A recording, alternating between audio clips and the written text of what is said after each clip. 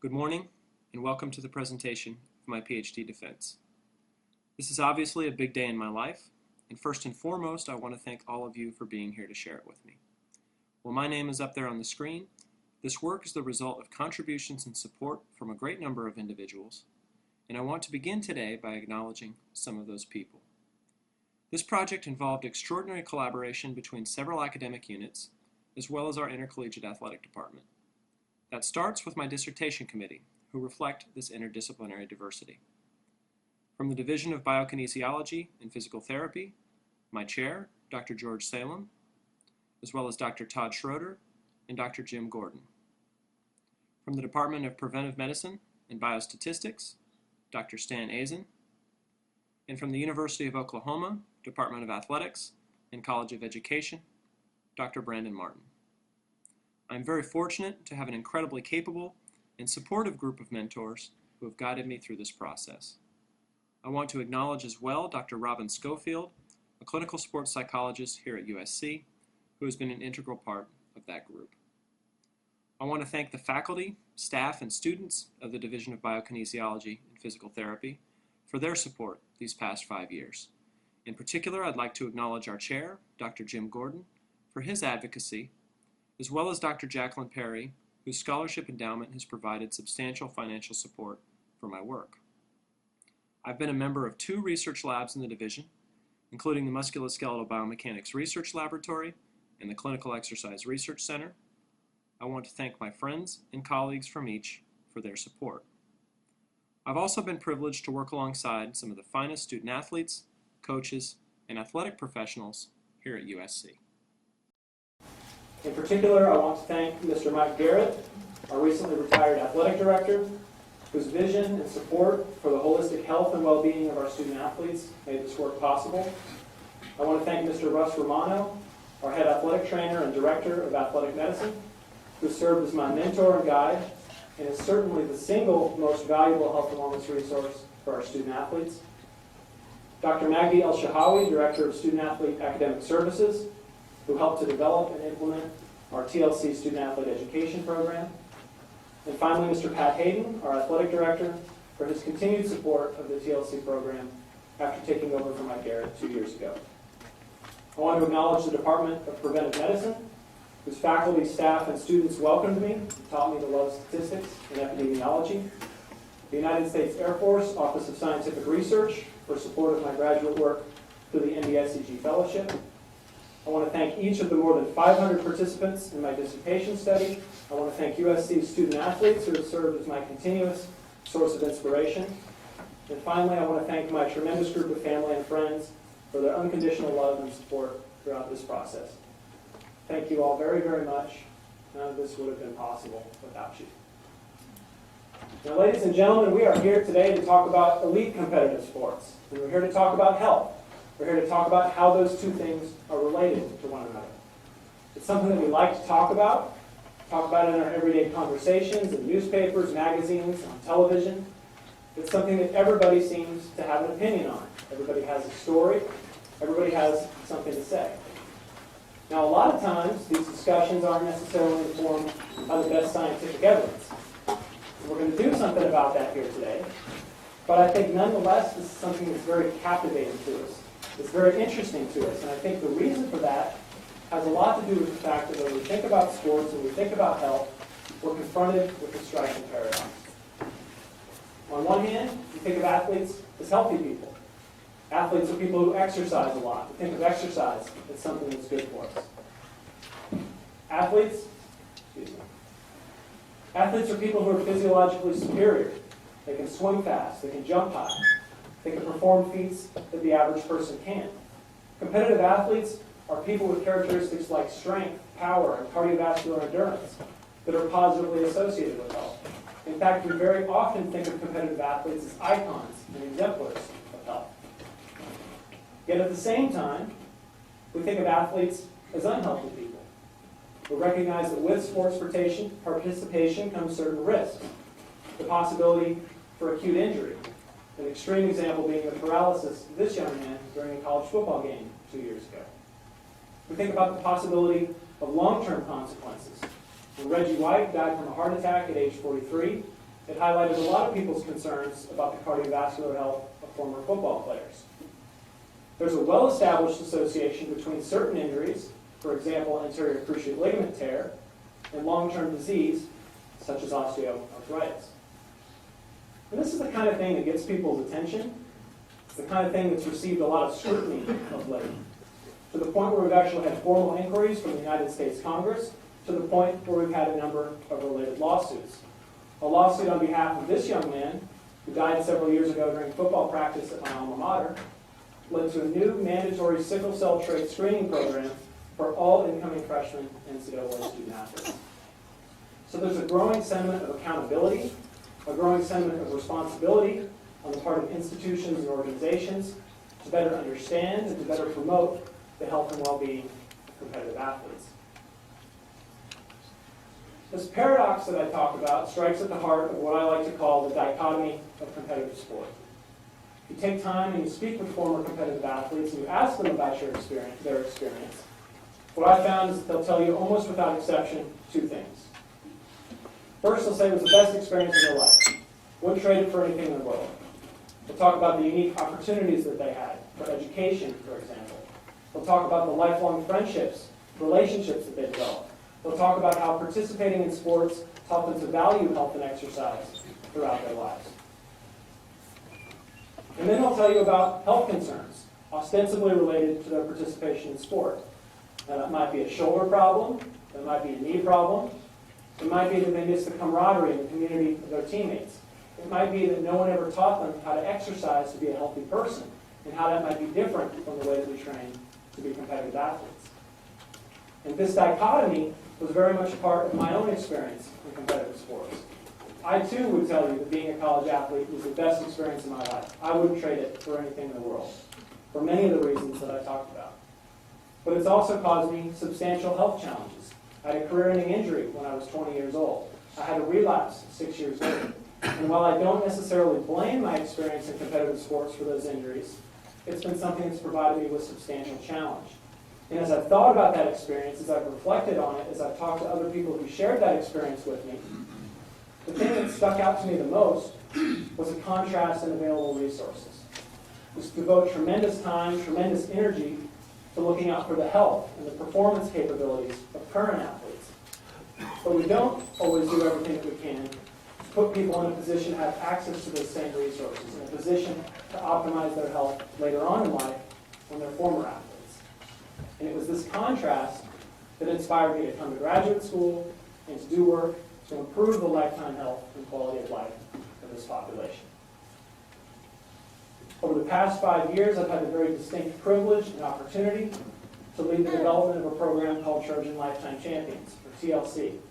This is a joint effort between our Division of Biokinesiology and Physical Therapy and the USC Athletic Department, designed to better understand the unique health challenges that student athletes face, to educate our student athletes about those challenges, and ultimately to help provide resources to overcome them. Today I'll be talking about the research portion of TLC, which has formed the basis for my doctoral dissertation. A little bit more about the agenda for today. I'm going to start with the background, provide you some very specific scientific rationale, or articulate the particular scientific questions that we're looking to answer. I'll tell you about the methods that we use to go about answering those questions. I'll give you the answers, and then I'll try to provide you with some context, a summary, some conclusions about how we can use this information going forward. Now, as I do that, I'm going to do my very best to keep you interested, to keep you engaged. And since it is March, and some people have told me March is known for madness, I'm going to do that with the help of some of my favorite college mascots. Now, some of you might recognize this character. Its name is Big Red, and he represents Western Kentucky University. Your task, should you choose to accept it during the course of my talk, is to identify additional mascots that I'll present to you, both by name and their university affiliation. Now, anyone who successfully identifies all of these mascots will be eligible for a special prize at the end. So we start with background, and the basic question here is, what's the big deal? Well, the big deal is this. If we look across the lifetime of a competitive athlete, We look at different priorities in life. Our priorities in sports, our priorities in our life outside of sports. We observe some changes in these priorities that have important implications for health. As young athletes, high school athletes, college athletes, typically sports takes a primary focus in our life. We spend a lot of time and energy on it. Our training is directed toward performing at the highest possible level. Now that parallels priorities in our life outside of sport, typically focused on our education and social development. You get a little bit later on in life, you become an old retired athlete like myself, and a couple things are different. First of all, your priority emphasis changes. Sports tends to take a reduced role in your life. You're more interested in things like your professional and your career development, investing time in your family and your community. Secondly, the objective of your training, the objective of exercise, is typically oriented toward maintaining your health, maybe participating in recreational sports, as opposed to high performance. And the transition between these two periods of time proves to be a very difficult challenge for a number of competitive athletes. And it leads us to a few fundamental questions of interest. First and foremost, how does this experience of being a competitive athlete, this temporary focus on maximum performance, affect our overall health and well-being throughout our lives? How can we improve our health without compromising, maybe even while finding ways to improve our near-term performance? And then finally, how do we make effective transitions between these different periods of our lives? Unfortunately, if we look at the research that's been done to date, it's not particularly insightful in answering these questions. There's a lot of work that's been done on specific pathologies, things like anterior cruciate ligament tear, things like coronary heart disease, concussion is a popular topic these days. Most of this work is focused on how we diagnose these health issues, the physiological mechanisms for these issues. But we usually talk about acute, relatively near-term outcome measures. Very rarely do we talk about long-term outcomes, and even more rarely do we talk about examination of overall health or health-related quality of life. That is, how does our health affect our ability to perform our jobs, our daily activities, or more generally, to feel as though we can engage and participate in life in the ways that we'd like to. In short, I would argue that no one has answered the most fundamental descriptive questions, namely, how does this experience of being a competitive athlete really affect our overall health and well-being? I'm only aware of data from two sources looking at overall health outcomes. The first comes from Finland, a series of studies of internationally competitive male athletes who represented Finland in international competition between 1920 and 1965. Results for this population were compared to a non-athlete control group, people who were healthy, military-eligible men at the age of 20.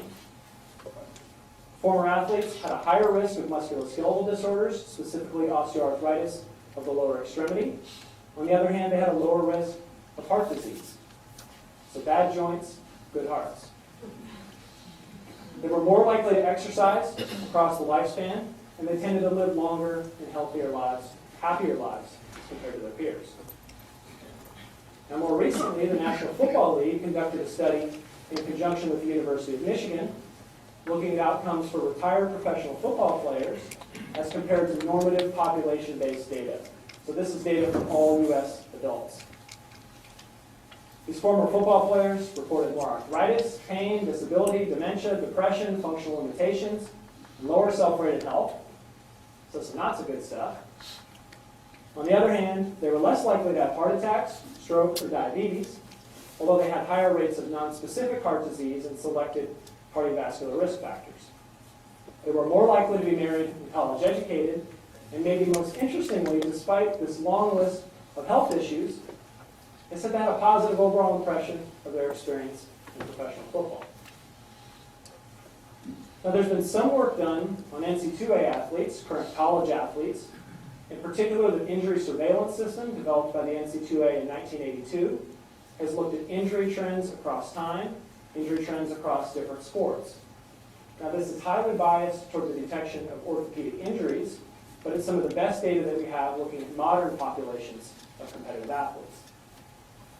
There's been some limited work done looking at health-related quality of life, again, in current student athletes.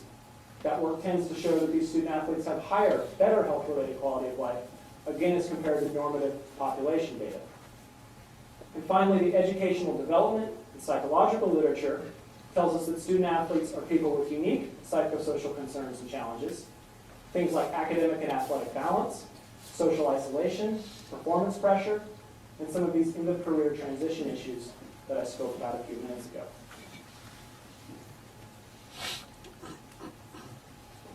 There are some significant limitations to this work, as I'm sure you guys have figured out. The first issue is one of generalizability. So if I look at the experience of this man, Paavo Nurmi, very famous Finnish distance runner from the 1920s, and I compare his experience in sports to that of this young man who played football here at USC, or to this young woman who also plays football here at USC. I'm not sure that their experiences have a whole lot in common. I'm not sure that internationally competitive Finnish athletes between 1920 and 1965 are representative of modern competitive athletes. When we talk about modern sports, we're talking about highly structured, highly specialized training. We're talking about the advent of professionalism, of year-round competition, of very substantial economic incentives. And maybe most importantly, we're talking about the participation of women at very high levels, which simply wasn't the case in previous generations. Now, the second issue is that the way that we look at health has changed. Now, I think orthopedic injury is very important, and I don't want to minimize that, but health isn't just about our joints. The modern approach to health is holistic. We look at physical health, mental health, social and emotional health, and we look at how these different domains of health impact our quality of life. So modern studies should reflect this modern approach. And finally, most of the work that's been done to date hasn't had representative control groups. So if I look at the NFL study, for example, we're comparing outcomes for former football players to all U.S. adults. Now that's not a bad approach, but I would argue that if we want to understand the unique influence of competitive sports, what we'd like to do is look at outcomes for someone like this young man who played volleyball here at USC, and compare outcomes to this young man, someone who went to school with him, who as much as possible shares his experience, maybe some of the same fashion sensibilities, but he didn't have the experience of playing college sports. So understanding a little bit about the work that's been done to date, understanding some of the limitations of that work, of course the natural next question becomes, what are you going to do about it? How are you going to do it better? How are you going to advance the science and address some of the fundamental questions that I raised? Well, over the past 4 years here at USC, we've conducted the first systematic study to date of holistic health, exercise, and health-related quality of life outcomes across the lifespan of modern competitive athletes as compared to a representative control group of non-athletes. We chose to study college athletes, NC2A student athletes, for a number of reasons. First of all, there's a lot of them, more than 400,000 current NCAA student athletes. That's a number that's increasing very rapidly. I would argue that it's the largest, most effective sports development program in the world. It has a tremendous diversity of sports, and it has substantial representation by women, about 43% of the overall NC2A student athlete population. Secondly, NC2A student athletes train in a relatively controlled practice and competition environment. We have oversight from qualified professionals, people like coaches, people like athletic training staff, and we have regulation of that practice and competition by an umbrella organization in the NC2A that provides us with some consistency of exposure. Finally, besides these large populations of student athletes, we have large source populations of non-athletes, students and alumni of universities who can serve as a convenient control population. So we designed a cross-sectional epidemiological study. We looked at health and exercise outcomes for USC students and alumni, including current and former varsity student athletes, as well as non-athletes, defined here as those people without participation in college varsity or club sports. Each person in our study filled out an anonymous questionnaire, the TLC survey. Now, I've distributed a few copies of the survey along the rows here, and I encourage you to take a look through that survey as it comes your way. But I'm going to take a few moments to talk about its content and some of our variables of interest. Our overall objective was to comprehensively measure, again, holistic lifetime health, health-related quality of life, and exercise behavior. We wanted to include both established instruments questions that have been previously validated, as well as new, novel measures of interest. Like any questionnaire, we wanted to maximize usability, wanted to make it user-friendly. The survey takes about 15 minutes to complete. And finally, we wanted something that gave us good quality data with a minimal opportunity for bias and misclassification. A big part of the way that we saw that this was the case was to develop this survey as a collaborative effort among a diverse, interdisciplinary team of experts. This was a collaborative effort, again, between biokinesiology, physical therapy, preventive medicine, and our athletics department. I've listed some of the individuals who were involved in the survey, and I think you'll see that the breadth and the depth of their expertise is pretty wide. We spent more than a year conducting a series of pilot studies, 4 formal pilot studies, and making 6 major revisions to the survey until we finally had something that everyone was happy with. And this collective expertise importantly provides us with substantial evidence of content or face validity. In addition, by including existing or criterion measures, several of which I'll talk about, evidence of criterion validity for the instrument. The survey has 5 major sections. The first 2 on demographic information and history of sports participation are relatively straightforward, but I'd like to spend some more time talking about the latter 3 sections. The heart of the survey really is this section called the TLC Health Inventory. And this is designed to assess the prevalence of a wide range of health concerns across 6 major domains of health. Now, 3 of those domains we're going to be focused on today, namely joint health, so things like our ankles, knees, and shoulders. Cardiopulmonary health, this includes heart and lung disease, but also things like high blood pressure or diabetes. And finally, psychosocial health, which includes classical measures like depression and anxiety, but also things like concerns about sports performance, concerns about personal relationships, or about adjustment to different periods of life. Now, for each of these 6 health domains, our participants are asked to complete a matrix table.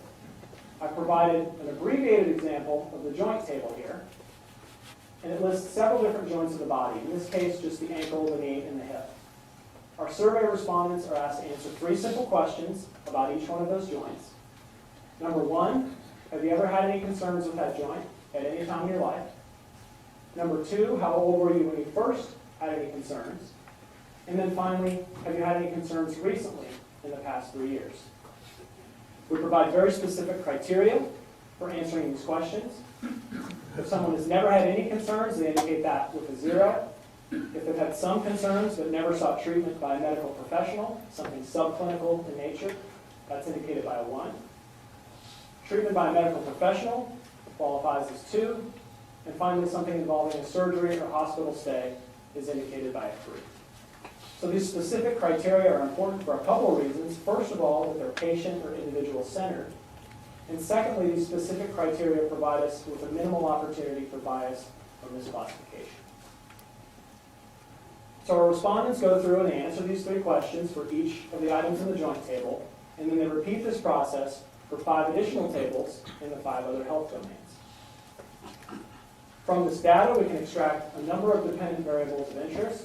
I'm going to focus today on what I call lifetime domain summary scores. These are meant to be an overall indication of the level of concerns for that domain.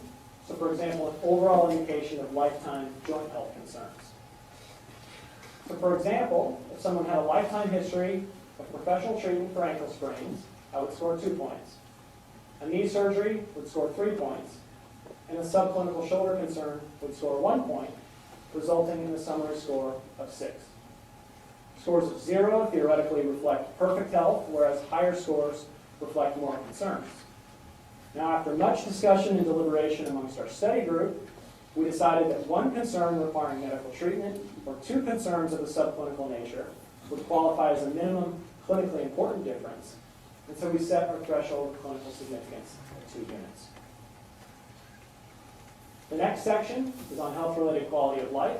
It's sourced directly, verbatim, from a tool called the SF-12. This is a well-established, formally validated, very widely used instrument measuring health-related quality of life. It provides us with summary scores for both physical and mental health, which indicate how much these health concerns cause problems with work or regular daily activities. A score of 50 in each case reflects the approximate population mean for all U.S. adults.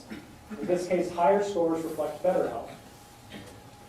And we have a threshold of clinical significance, a minimum clinically important difference of 5 units coming from previous literature. Finally, we have an exercise behavior section. This is a novel section, but it's developed structurally to mirror exercise guidelines from the American College of Sports Medicine. In particular, we define cardiovascular exercise, things like running, cycling, resistance exercise, the lifting of weights. It had to be Dr. Salem.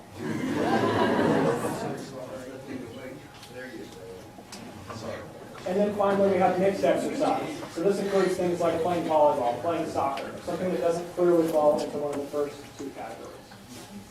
For each of these types of exercise, our respondents are asked to tell us how many sessions they performed over the previous week and the approximate average duration of those sessions. Again, we provide very specific criteria. In this case, a minimum intensity threshold that qualifies as exercise. And this definition comes, again, from the American College of Sports Medicine guidelines. Again, a number of different dependent variables we could talk about, but today I'm going to focus on total previous week's exercise volume. Essentially, this is a measure of how many total minutes of exercise someone performed in the previous week. So, for example, if someone went swimming on Monday, Wednesday, and Friday for half an hour, that would be 90 total minutes of exercise volume.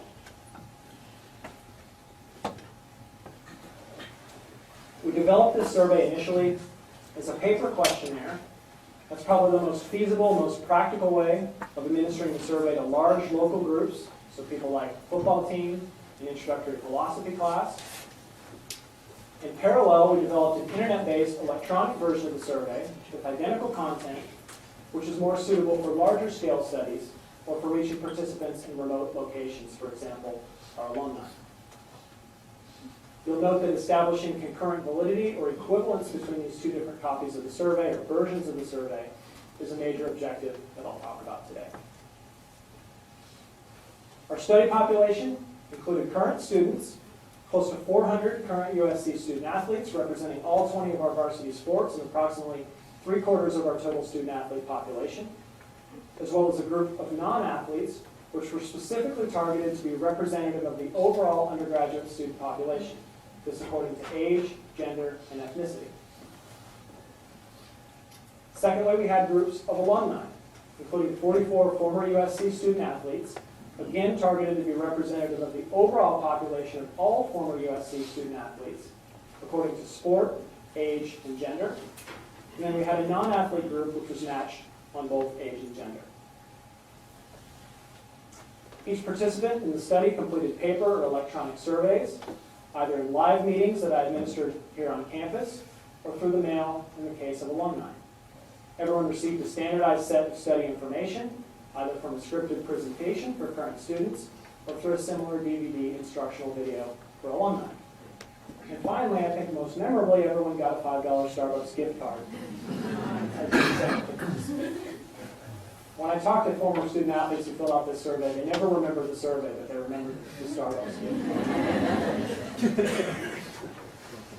Now, our alumni were invited to complete the survey twice to assist us with assessment of reliability. 63 alumni chose to do so, and they completed either 2 copies of the paper survey, 2 copies of the electronic survey, or 1 of each in a randomized order. They did so at an average interval of about 3 weeks, and we used this data to evaluate both test-retest reliability and concurrent validity or equivalence between the 2 different versions of the survey. To summarize our study variables of interest, our independent variables or our factors include both age and intercollegiate athletic participation. Our dependent variables, our outcome measures of interest, include joint, cardiopulmonary, and psychosocial health, as measured by the domain summary scores, both physical and mental health-related quality of life, coming from the SF-12, and finally, total previous week's exercise volume as an indication of exercise behavior. Our analytical approach involved 2 distinct steps. First, a formal assessment of the validity and reliability of the survey, and secondly, an outcomes assessment conducted using age-stratified cross-sectional analysis. In each case, we used a combination of traditional statistical tests, things like interclass correlation coefficients, independent t-tests, and unconditional logistic regression, as well as progressive magnitude-based assessments of things like systematic and random error, and maybe most importantly, the probability that differences that we're measuring are of clinically important magnitudes. Now, one of the interesting things I've discovered in conducting survey-based research over the past few years is that a lot of people think it's easy. They think it's very straightforward. You go to surveymonkey.com, you type in a survey, send it out to your participants, get your data back, finish your dissertation in a couple weeks, right? Well, I have not found that to be the case, particularly in an academic environment, because people tend to come up and badger you with questions like, how do you know your survey is any good? They tend to ask you questions like, what evidence do you have? What theory do you have to support the uses of the survey that you've proposed? Fortunately, we've gone to some effort to accumulate quite a bit of evidence to support the use of the survey as I described. I've listed 8 different forms of validity here that we formally evaluated during the course of the study. Now, I'm not going to put you to sleep by going through each one of these 8 one by one, but I will remind you of my previous mention of both content and criterion validity. And I'd like to spend some more time talking about test-retest reliability, concurrent validity, as well as the estimation of error magnitudes. So we start with test-retest reliability. And the basic question here is, if I give the same survey to the same people twice, do I get the same answer twice? We evaluated that by looking at data from those individuals who filled out either 2 copies of the paper survey or 2 copies of the electronic survey, and correlating their responses for each of the 6 dependent variables of interest from the first survey to the second survey. We did that with interclass correlation coefficients, and we found statistically significant correlations in each case, with coefficients larger than 0.7, reflecting very large to extremely large agreement. So this is good data in support of the reliability of the instrument. Similarly, we conducted an assessment of concurrent validity, again, the equivalence between the 2 different forms of the survey. Same analytical approach, same 6 dependent variables of interest, and the same result. Again, statistically significant correlations, this time with coefficients greater than 0.8, again reflecting very large to extremely large agreement. So this is kind of the classical way that people would go about demonstrating reliability, concurrent validity. In addition, we did a formal assessment of the magnitude of error between the first survey and the second survey. And there's 2 questions of interest here. Number 1, is there any evidence of systematic error? That is a consistent increase or decrease of scores from one survey to the next. We evaluate that by looking at the test-retest change. And using paired t-tests, we see no statistically significant differences, and therefore no substantial evidence of systematic test-retest error. The second question is, how large is any random error that we might observe as compared to differences of clinical or practical interest that we want to measure? We evaluate that by looking at the typical error. This is derived from the standard deviation of the test-retest change, as well as its 95% confidence intervals, and comparing the magnitude of that typical error to our minimum clinically important difference. In each case, for each of the 6 dependent variables of interest, we found that the magnitude of the typical error, as well as its upper 95% confidence interval, was smaller than the minimum clinically important difference. So basically, this gives us data to demonstrate that the survey has adequate precision to measure these differences of clinically important interest. So to summarize here, I've told you that we developed a survey that's both valid and reliable, that's equivalent in its paper and electronic forms, and that has adequate precision to measure meaningful differences that we care about. So this is good. Makes us feel good about our survey instrument. And we can finally start talking about the outcomes that I'm sure most of you really care about. I'll start with health outcomes. And we ask the question, how does being a student athlete affect lifespan health outcomes? I'll remind you that our independent variables are factors of interest, our age and intercollegiate athletic participation. I'll speak in turn about joint health, cardiopulmonary health, and psychosocial health, as well as both physical and mental health-related quality of life. I'm going to use a common set of figures as I do that, so I'll take a moment here to introduce you to this figure. On the vertical axis, we have the domain summary score, in this case for the joints. I'll remind you that higher scores reflect evidence of more concerns, and that our interval here of 2 units reflects our minimum clinically important difference. On the horizontal axis, we have 3 different age groups. Current students, younger alumni, these are those alumni under 43 years of age, which is the median age of all alumni, and older alumni, those greater than 43 years of age. For each of these 3 age groups, we compare joint health outcomes for student athletes in cardinal versus non-athletes in gold.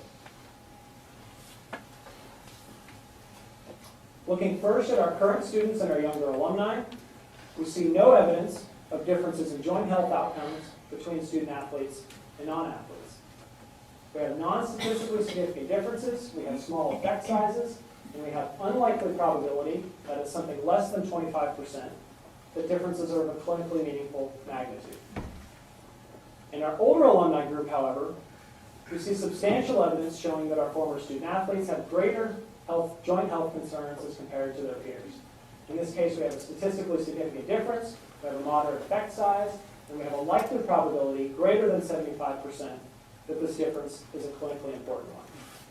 So evidence here to show that our older alumni student athletes, again, those more than 43 years of age, have greater levels of joint health concerns. But we don't see any differences in either the current students or the young alumni group. Turning next to cardiopulmonary health. In this case, we actually see no substantial differences across any of the 3 age groups. Now you might notice that in our current students, we have a statistically significant difference. We actually have a small to moderate effect size, but the probability that that difference is clinically important is very small. In this case, less than 0.5%. And I think this highlights the importance of using our magnitude-based statistical methods in addition to the traditional approach. In both of our younger alumni and older alumni groups, we see non-statistically significant differences, we see small effect sizes, and again, we see low probability of clinically important differences. But the other thing you might notice here is that in our older alumni group, irrespective of whether someone is a student athlete or a non-athlete, they tend to have higher scores, greater cardiopulmonary health concerns, as compared to younger alumni and current students. So if we collapse this data together and we look at all participants, strictly an age-related effect, we see that in fact our older alumni have significantly greater cardiopulmonary health concerns. It's a large effect size, it's a very high probability of clinical importance, as compared to our current students. If we compare older alumni and younger alumni, we see a similar effect of a smaller magnitude. So the takeaway here is that our older alumni have greater evidence of cardiopulmonary health concerns, but it doesn't make any difference whether someone has experience as a former student athlete or not. What's the median of the older alumni group? It's about 55. Now next we look at psychosocial health. Looking first at our current students, we see some evidence to show that our student athletes have better outcomes, lower psychosocial domain summary scores as compared to their peers. That's a statistically significant difference with a small to moderate effect size and a possible probability between 25 and 75% of clinical importance. In the younger alumni group, we see a narrowing of that gap. We no longer have a statistically significant difference, we have a small effect size, and we have a low probability of clinical importance. In the older alumni group, we actually see some evidence of a reversal of the trend. Better outcomes for non-athletes as compared to student athletes. But again, that's not statistically significant. The effect size is relatively small, and the probability of clinical importance is relatively small. Taking this data together, I would say we have some evidence of different lifespan psychosocial health profiles for student athletes as compared to non-athletes. Our student athletes tend to have similar scores across the 3 different age groups, whereas our non-athletes tend to have better or lower scores than the older age groups. So different profiles, different trends across the lifespan.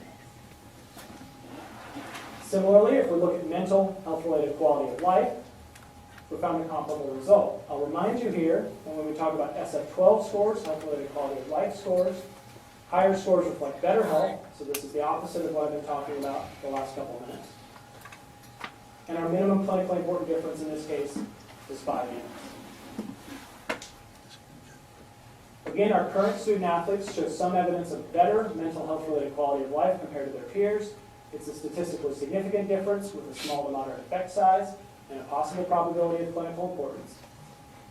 We see a narrowing of the gap, and we see some evidence perhaps of a reversal or at least an equivalence between the two different groups and our older alumni group.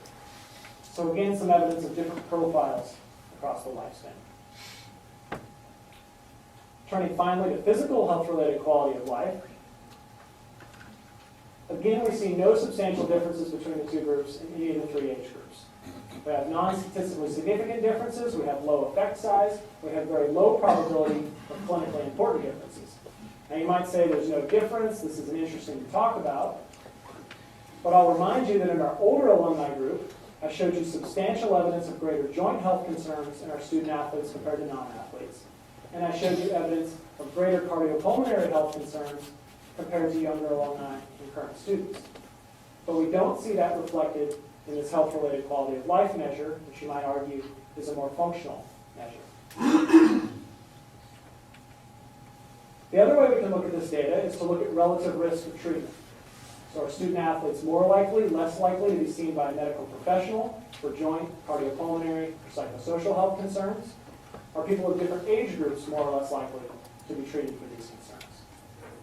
When we conducted this analysis using unconditional logistic regression, we found evidence to support the results that I've already given you. In particular, our older alumni student athletes were more likely to be treated for joint health concerns, 14 times as likely compared to non-athletes.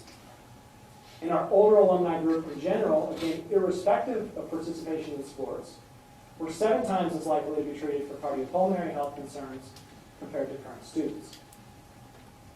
We saw no differences, however, in relative risk for psychosocial health treatment between either student athletes and non-athletes or across the 3 different age groups.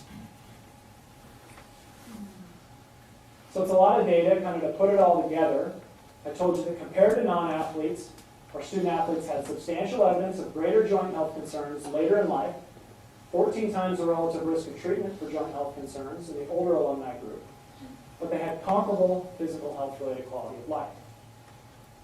We saw similar lifespan cardiopulmonary health, no protective effect coming out of participation in competitive sports. Our older alumni were 7 times as likely to be treated for cardiopulmonary health concerns as compared to current students, but again, it didn't make any difference whether someone was a former athlete or not.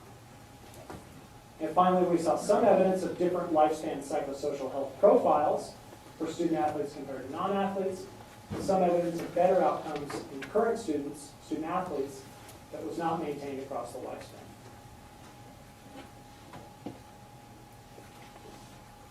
So finally, we ask about exercise. Do student athletes exercise more than non-athletes? Do they maintain those exercise behaviors across the lifespan? Is it correlated in any way to the health outcomes that I talked about a moment ago? Same independent factors of interest. Here I'll talk about, again, previous week's total exercise volume. I'll also talk about compliance with ACSM guidelines for healthy exercise. And I'll talk about the association of exercise behavior with cardiopulmonary health outcomes. First, looking at exercise volume, similar analysis to what I've been showing you. And I don't think it will surprise many people in the audience if I tell you that current student athletes exercise more than their peers. About 15 hours in the previous week on average as compared to 4 hours. That's a statistically significant difference with a moderate effect size and a very high probability of clinical importance. But if I look at both the younger alumni group and the older alumni group, we see no differences. Student athletes and non-athletes both average 4 to 5 hours of exercise in the previous week. We have no statistically significant differences. We have small effect sizes. We have very low probability of clinically important differences. So while current student athletes exercise much more than their peers, we do not see evidence suggesting that they maintain this increased exercise behavior across the lifespan. Now, the American College of Sports Medicine publishes guidelines for healthy exercise. That includes 30 minutes of moderate aerobic exercise 5 days a week, as well as 2 days a week of muscle strengthening exercise. We can estimate compliance with these guidelines by saying those individuals reporting at least 150 minutes of total moderate exercise and at least 2 resistance exercise sessions in the previous week are compliant. We can then look at the proportion of individuals compliant with those guidelines across the 3 different age groups and comparing student athletes to non-athletes. Doing so, we see very similar data. Our student athletes, current student athletes, much more likely to meet these guidelines as compared to their peers. More than 30 times as likely to meet these guidelines compared to their peers. But among both the younger and the older alumni group, we see about 35 to 40% of our study population meeting these guidelines, and it makes no difference whether someone has previous experience as a college athlete. Finally, maybe the most interesting thing we can do is to look at these exercise outcomes as compared to health outcomes that I reported. This is the same data I showed you a few moments ago, looking at cardiopulmonary domain summary scores for all participants. Recall our older alumni group had higher scores, more evidence of concerns, as compared to younger alumni and current students. Now, if I look at just those individuals who met ACSM exercise guidelines in the previous week, they have better outcomes. If I look at just those individuals who did not meet ACSM guidelines in the previous week, they have worse outcomes. This turns out to be a statistically significant difference among both the younger alumni and the older alumni, with a moderate effect size and an increasing probability of clinical importance from the younger to the older group. So we have evidence here that the exercise behavior is associated with the health outcomes. To summarize, I told you that compared to non-athletes, our student athletes demonstrated greater exercise participation in the current student athlete group only, with 4 times the previous week's exercise volume and an 86% rate of compliance with ACSM guidelines, more than 30 times that of non-athletes. But I told you that we saw similar exercise behavior among both of the alumni groups.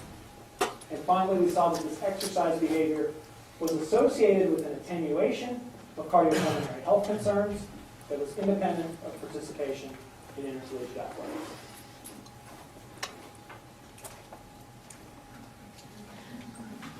So one of my favorite mentors here at USC always like to ask me the question, so what?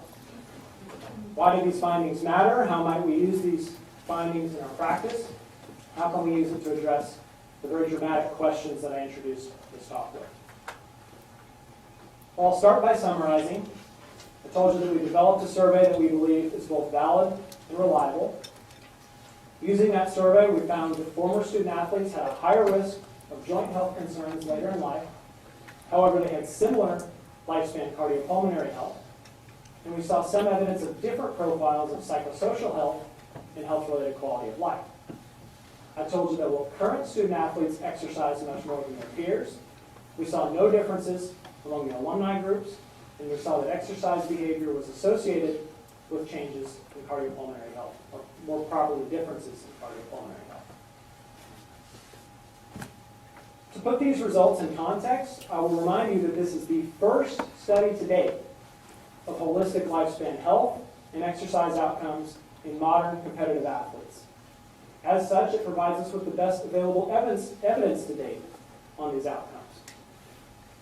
We saw evidence that the experience of these modern competitive athletes is substantially different from that of previous generations, for instance, those from the Finnish cohort.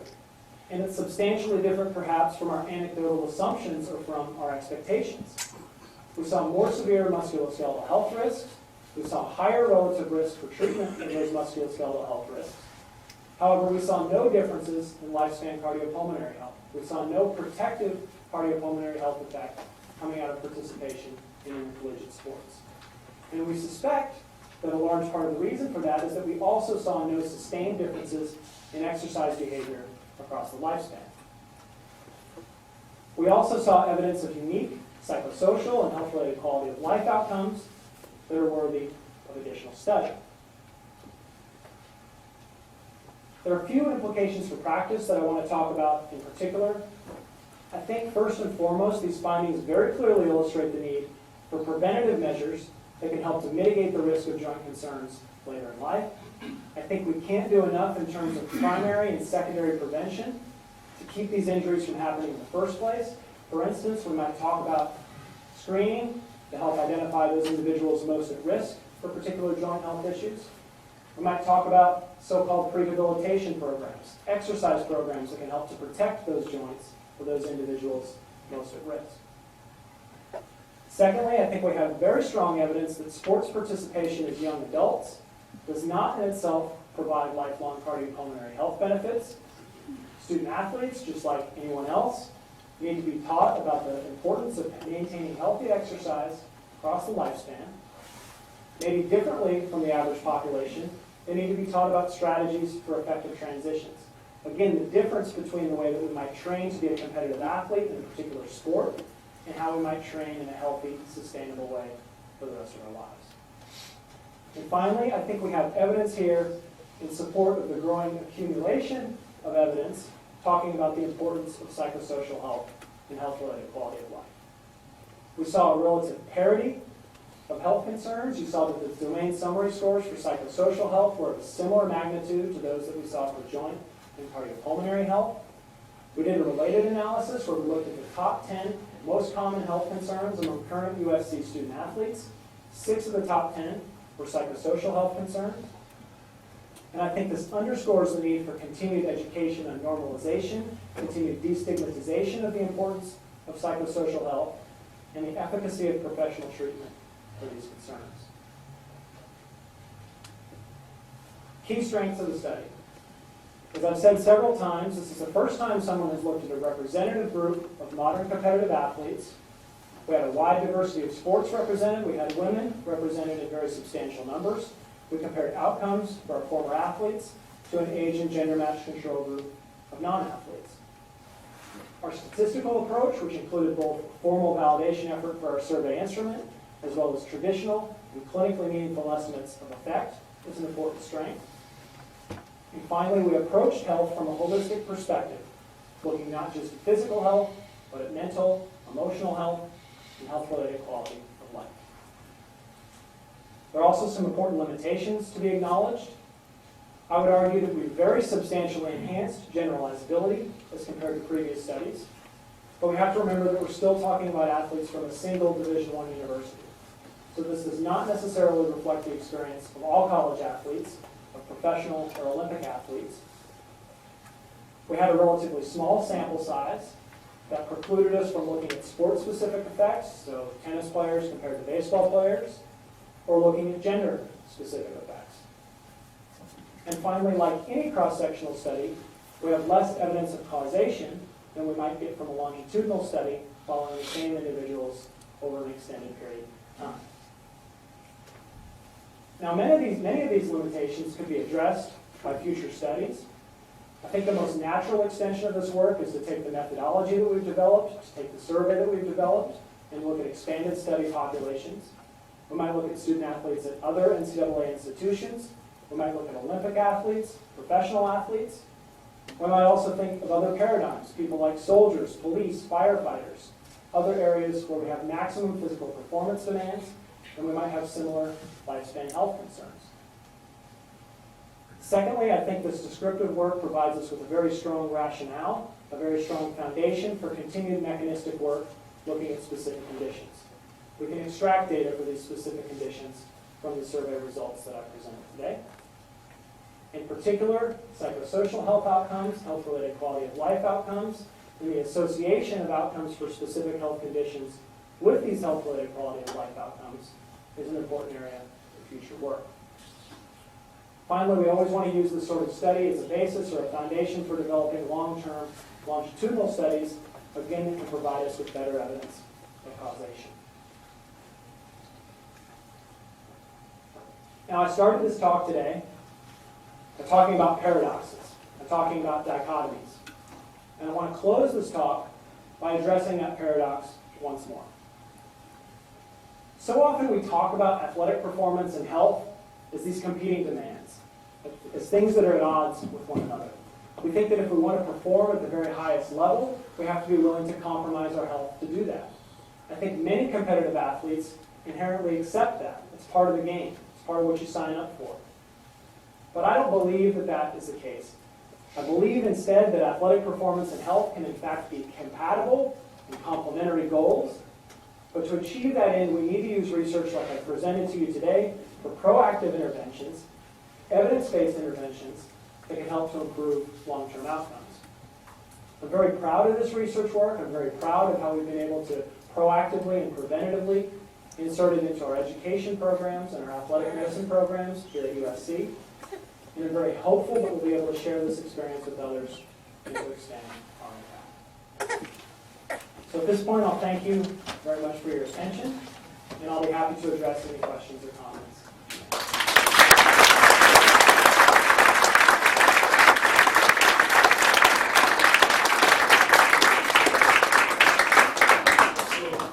Let me remind everybody that the floor is now open for questioning.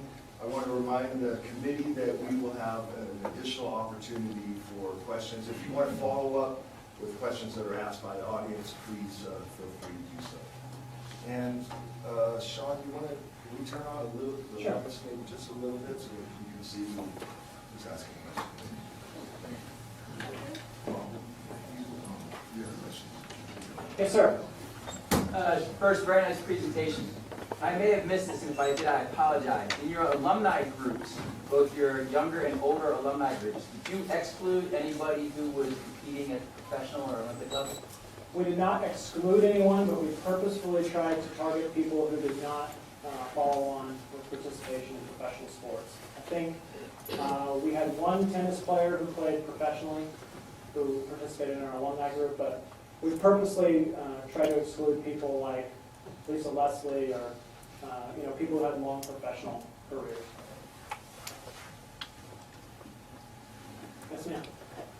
It was a great study, because it's definitely something that I think we're realizing that there's a biopsychosocial reality that makes up health. And it's really super interesting looking at it with athletes. One of the things that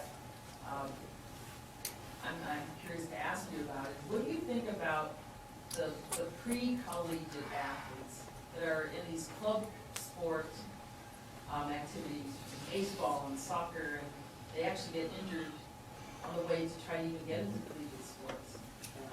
A lot of them are physical therapy students, by the way. What do you think about this whole idea of like overtraining actually? So let me say first and foremost that, of course, we didn't formally study that here, so this is, my anecdotal impression. There's a few things that make youth sports or high school sports a lot more complicated than looking at college sports or even professional sports. One of them is that we don't have this relatively controlled environment. You don't really know that coaches do or don't know what they're doing. You don't really have control of the amount of exposure, the amount of training. But maybe speaking more directly to your question, I do hear anecdotally a lot that we see freshman student athletes coming into USC who are more and more banged up from the start, if you will. We haven't formally looked at the data from the survey, but we have data that talks about the age at which you first had health concerns, and I think that'd be something interesting to look at, say now versus 10 years from now, or of course 10 years ago would be nice too. My personal impression is that a big part of the problem, if you will, has to do with specialization at a very young age. You talk to people of a generation or two ago, people like the Mike Garretts of the world who went on to play professional football, and those guys were playing basketball, football, as well as baseball in high school and really even through college a lot of times. I think when we talk about youth sports, there's an increasing pressure to specialize early in life so that you can sort of get to the level that you need to get to be able to compete in college. My personal view on that, if it was my kid, I think you'll be a better athlete long term if you specialize later. But the problem is if you don't specialize later, and I think that makes it hard for people. Which kind of gets into the psychosocial things you're talking about, the pressure to do that. Yeah. And also, I think you're onto something really important. All of those things. So, congratulations. Thank you.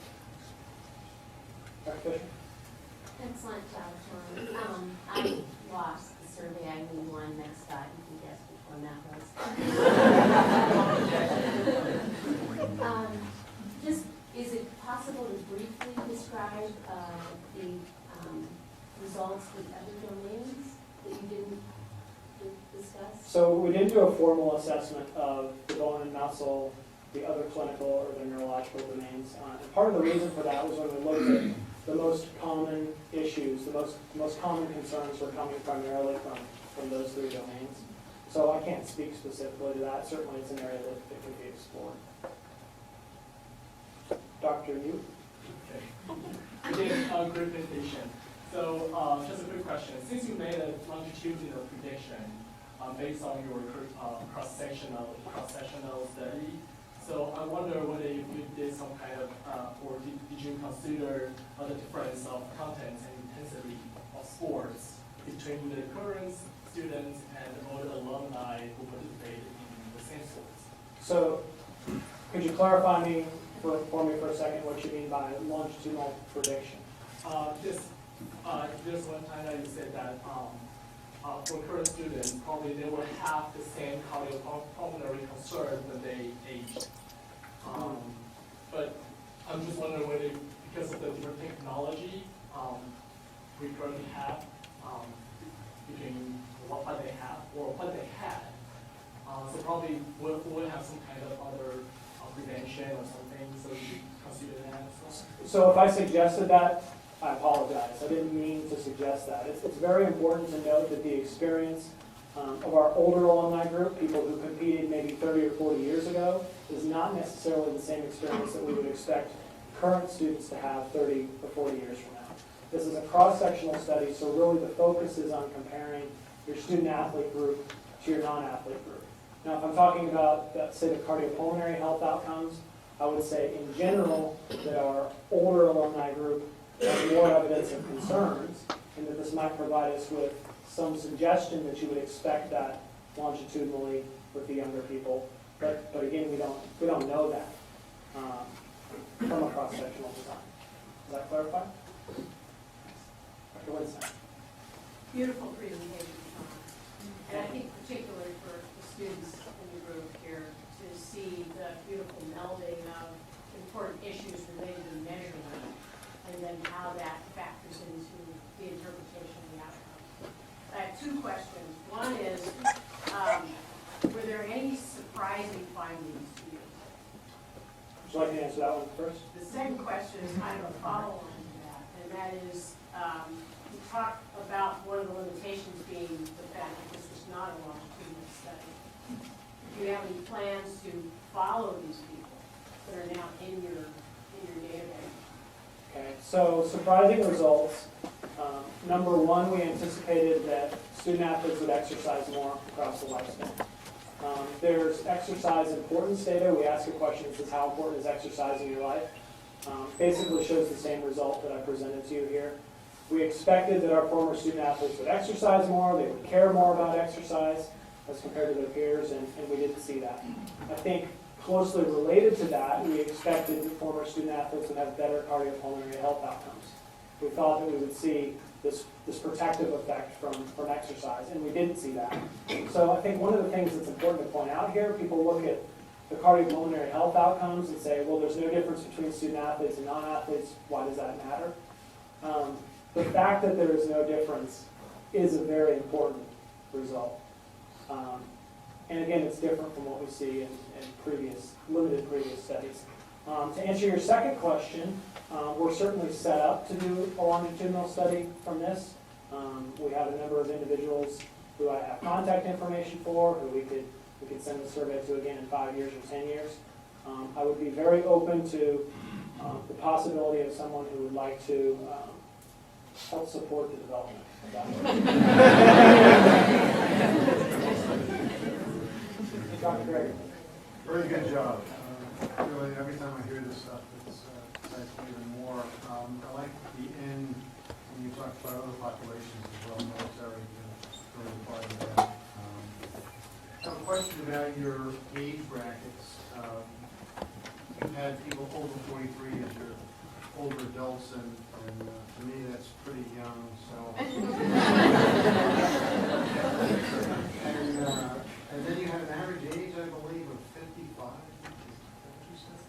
So to clarify, the average age of the older alumni group was, don't quote me, somewhere between 50 and 55, or 52, 53. If you had the luxury of having even more people, not that we want, you not to move on and stay here and get some more people.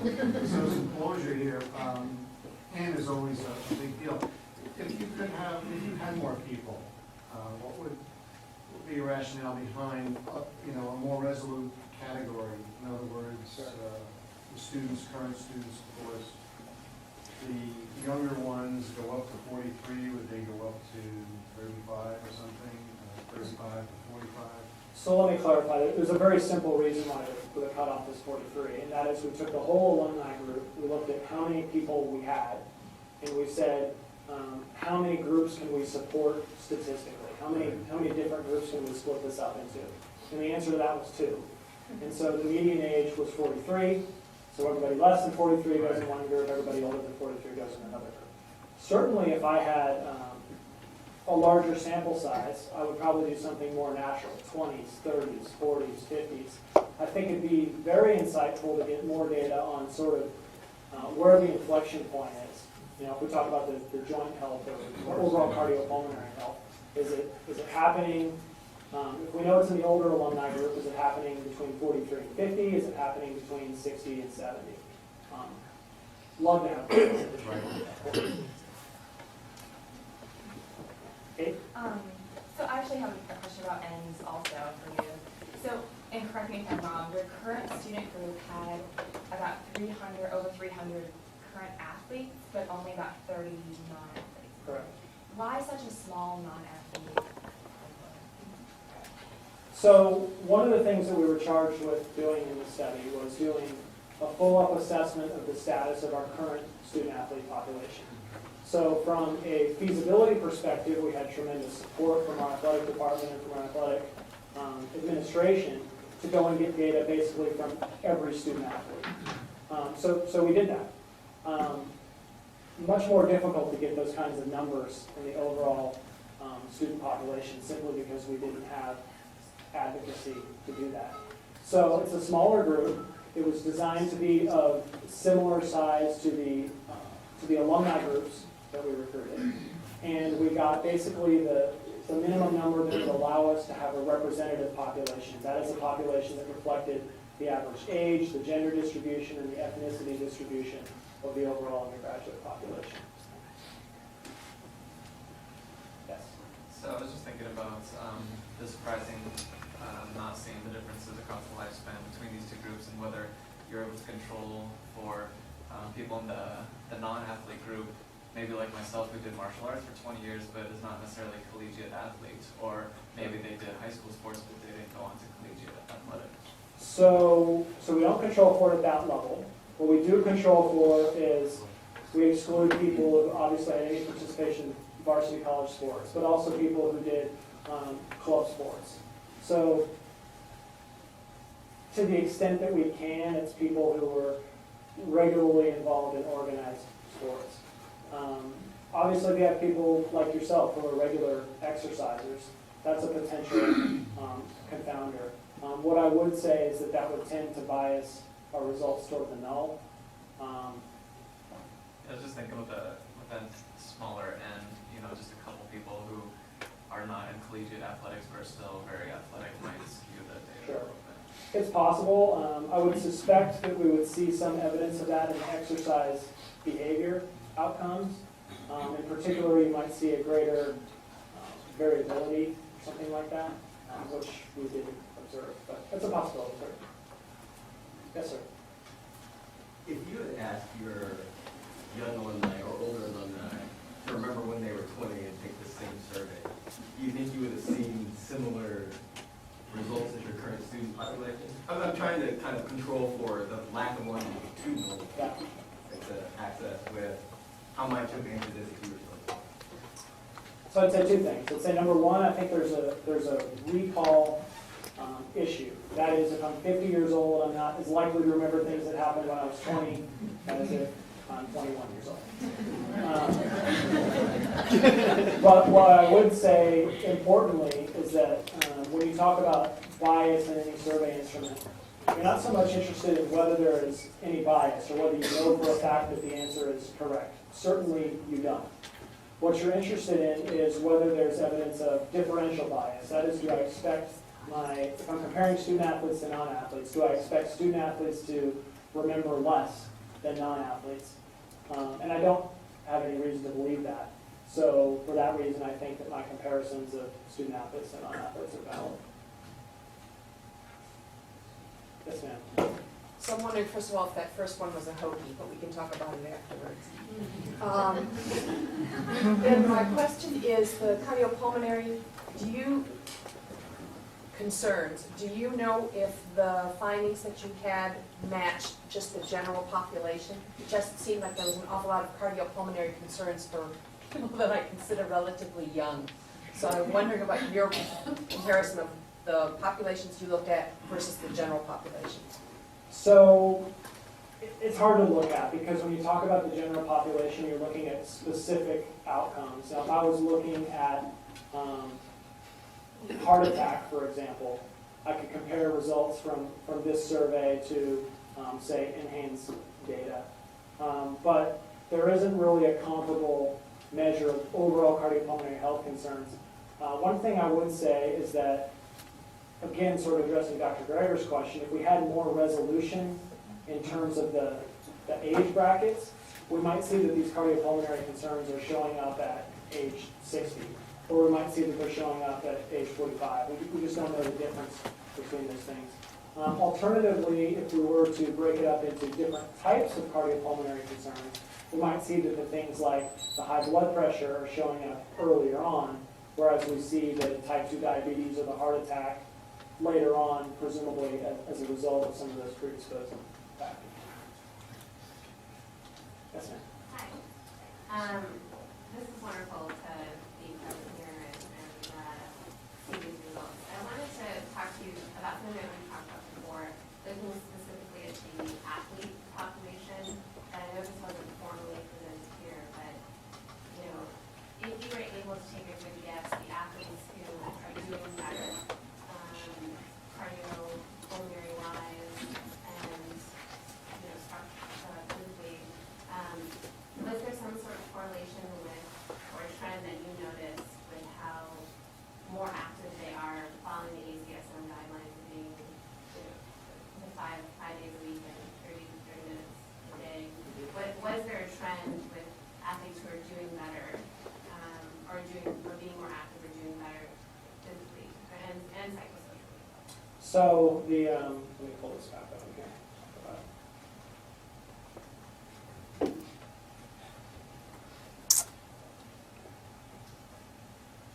So when I showed you this plot, basically showing that those individuals meeting the guidelines are better off than those who don't meet the guidelines.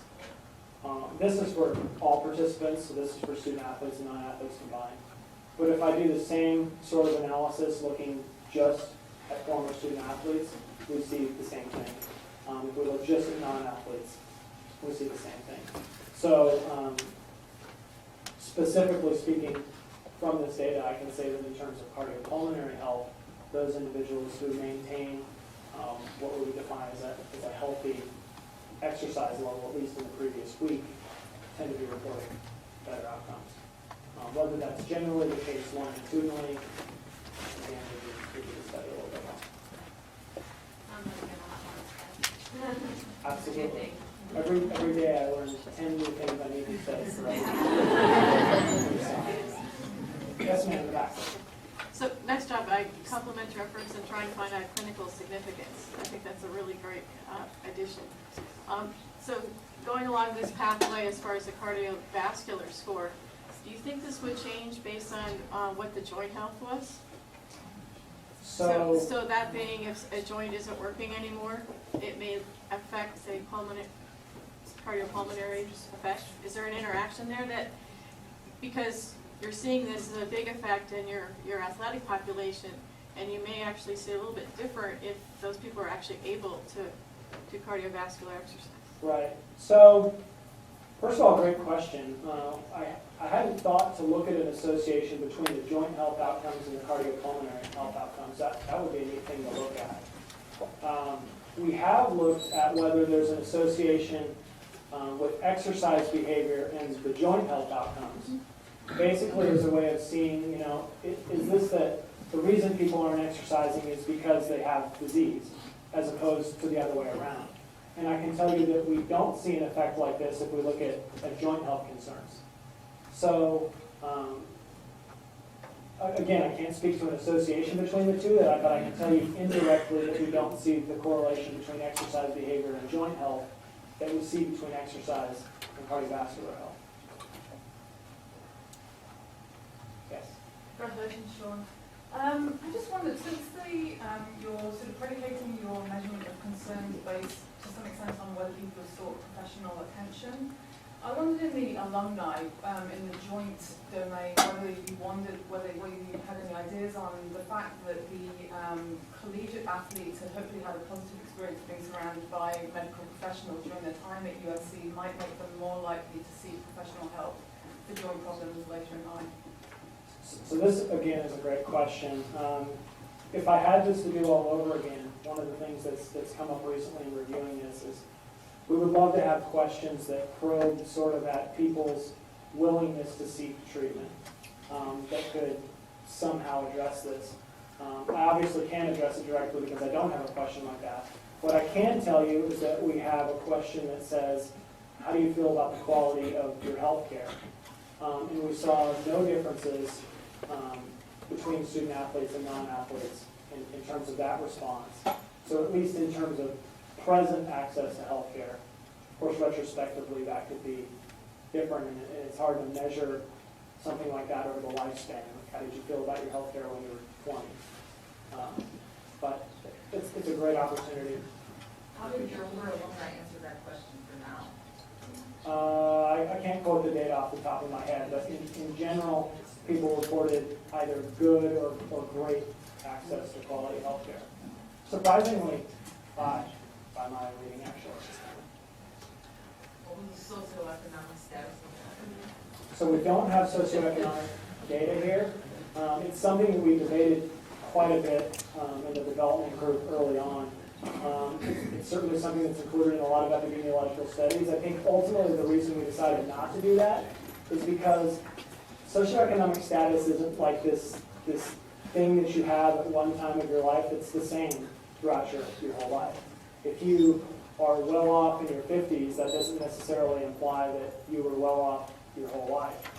Or, if you're not when you're young, that doesn't imply that it's going to be that way your whole life. So it's a potential confounder.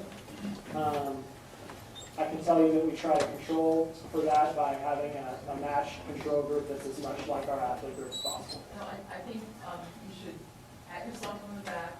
You're getting into the complexities of biopsychosocial health, which needs to be looked at. So, these are all, I think people are asking questions. Now you know the next time some of the other things that we can look at. So, hang in there, you're on the right track. We have time for just about one or two more questions. Okay, 3 more questions. I really liked your performance here, and you mentioned something almost like you were thinking about specialization in certain sports. Now, I wasn't told to specialize in my sport until I was like 13.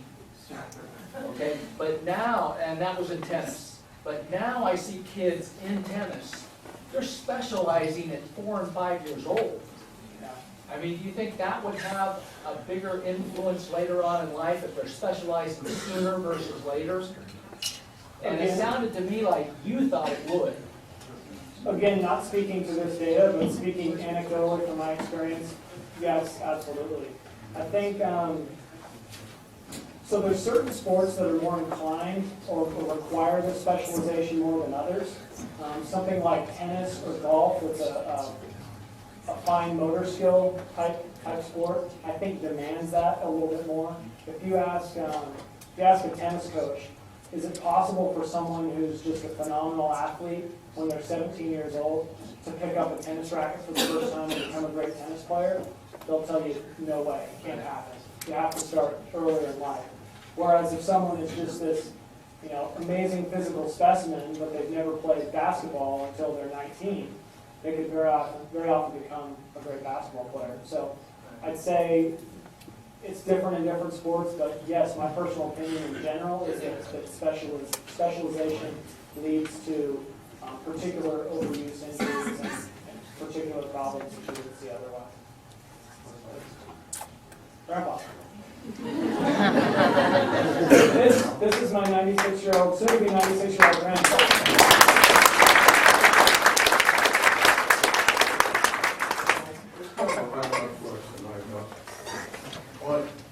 In my day, most of the athletes came from farmers and ranchers and people like that who got all of their exercise through doing their own job. If you've ever worked in a hayfield and fixed hay and all that, and if you've ever worked as a rancher, you're exercising all the muscles in your body almost all the time. I remember, for instance, one of the great names some of you may recognize was Red Graves, who was one of the top athletes everybody knew. He was an Indian, as I remember. Now you can imagine what kind of exercise he got. And that's where the athletes came from. It's from these people who exercised all their life. And they could do anything. So I guess my question is, what's next? Your dissertation, I assume, is going to be published and available in all other colleges, like this gentleman from Oklahoma.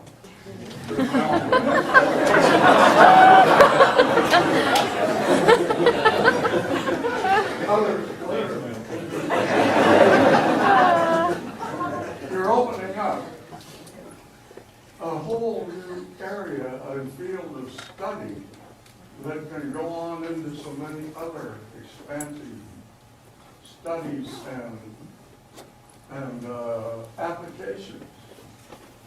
This is what will make health and everything. It's not just athletes, but I think USC will play a good part in this because I don't know what to ask you about this, but what do you think Shawn's role might be and USC's role in the future of what's been started here? So first of all, I certainly hope it's the case that what we've done here at USC can be understood and appreciated elsewhere. In terms of what I intend to do, I think USC has positioned itself as in a leadership role, looking at this. I think a lot of people, a lot of institutions are scared to look at this because of the public attention, because of the legal ramifications. And I think our administration was courageous to say, we're going to go understand it, and then we're going to see what we can do about it. And I think that's an example that should be appreciated and copied elsewhere. In terms of me personally, I hope that this work gets out and gets people's attention. And my motivation in all of this is to serve the student athletes that I care about. I personally believe that what we need more than anything is people who translate scientific knowledge into practice. I certainly think that there are great opportunities for additional research programs here. I think I could build an entire academic research career around doing related studies. But I look at an environment like college athletics, and I see a situation where science that's been demonstrated and known for 40 years isn't appreciated in that context. And I see sort of the most potent opportunity to be bringing that knowledge to bear, sort of practically in an applied sense in that situation. So I've had a very unique opportunity here at USC to work between our academic department here and our athletic department, and I'm hopeful that my sort of knowledge of those two worlds and that translation will be attractive or useful to people.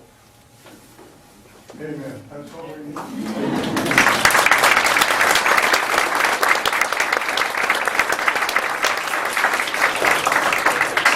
So I want to thank everybody again for coming and sharing your time with Shawn and support research. There are some light refreshments upstairs in the patio.